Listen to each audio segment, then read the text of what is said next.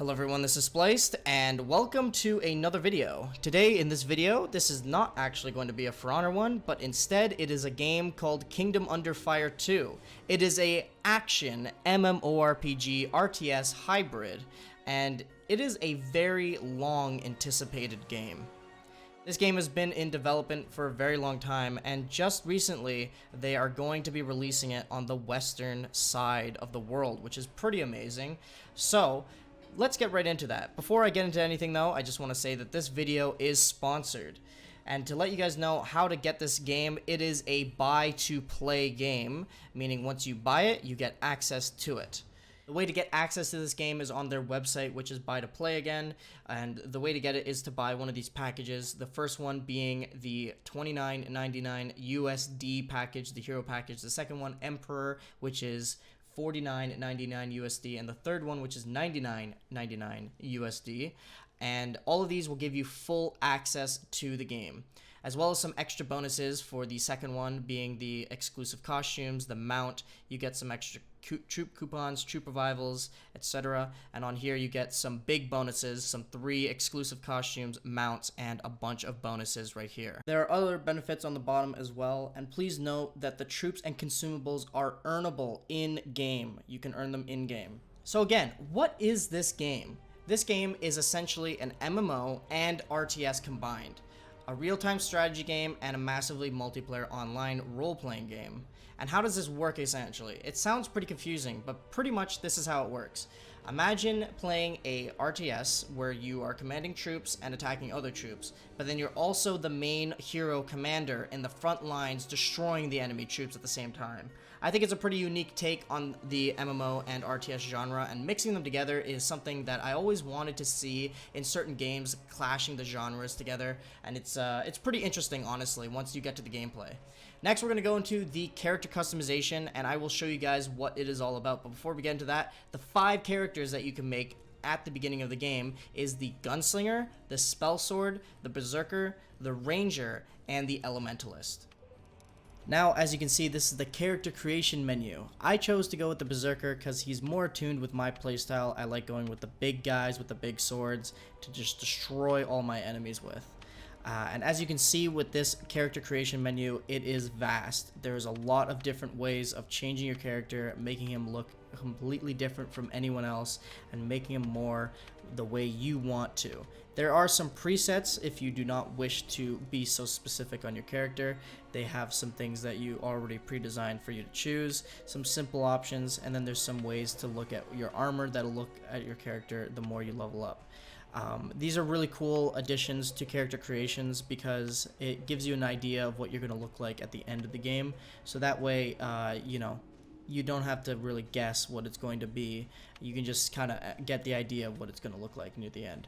And I gotta say that this character customization, I've been through a lot of them. There is a lot of them that prevail and a lot of them that don't really succeed. And I gotta say this one is on the succeeding end. It has a lot of different ways to make your character look absolutely badass.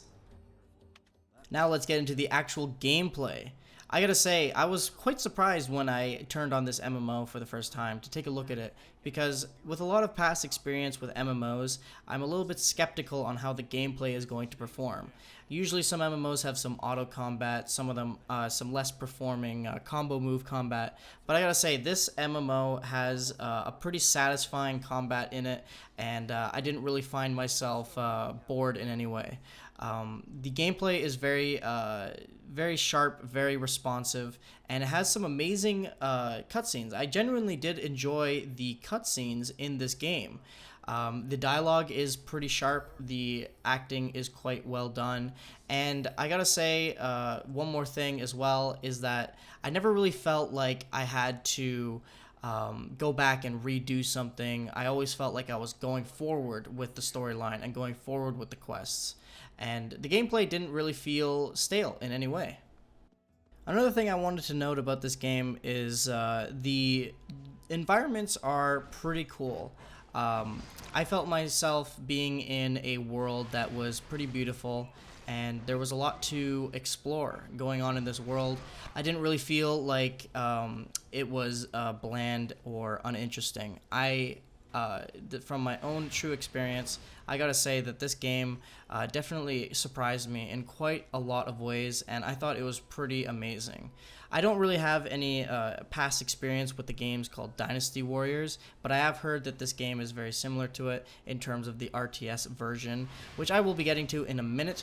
I just wanted to make sure that you guys really understood that the game is not just that part of it as well, but that is one of the main cores of it. I wanted to lead up to it though because I wanted to show that the rest of the game as well has a lot going for it, and there is a lot worth checking out in this game for sure.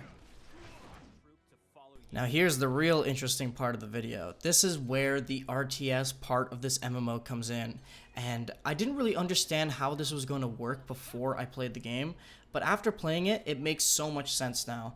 It is a very, very welcoming and interesting concept to the MMO genre for sure.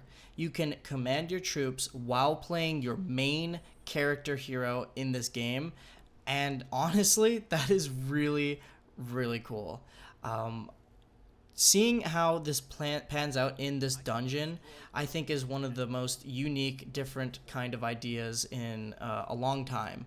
Normally, you would just go along in these campaigns and missions with just your main hero, and there would be some cutscenes and storyline on the side. But the fact that you can control all these troops and then strategize with them on where to go, on how to position them, and how to attack and approach the enemies, you can really come up with some pretty cool and unique ideas to take out those enemies and have a really good time, honestly. Like, this is 100% my honest opinion. I think that it is actually a really, really, really cool idea, and I would love to delve more into this too in the future.